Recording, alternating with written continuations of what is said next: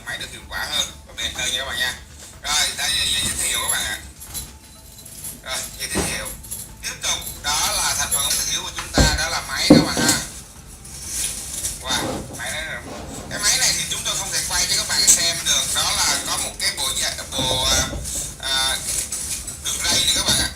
Nhưng mà bây giờ chúng tôi sẽ không cho các bạn xem đường ray, tại vì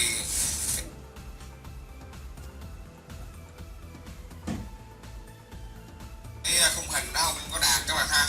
Rồi IK300 các bạn có thể nhìn thấy tem ha.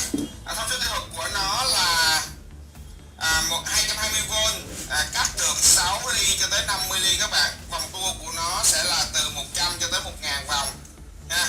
Nó là 0 tới 45 độ điều chỉnh góc cắt đó các bạn. Khá nặng 12 kg các bạn ha. Made in Korea nha các bạn nha.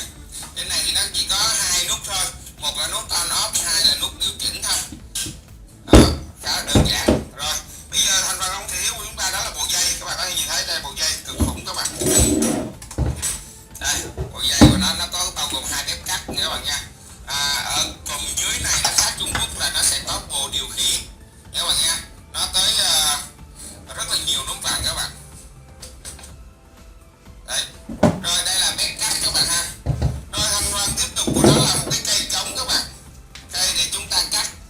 Đây là thông thường chúng ta cắt vắt mép đó các bạn. Đây có mấy núm vàng điều chỉnh lên xuống các bạn ha.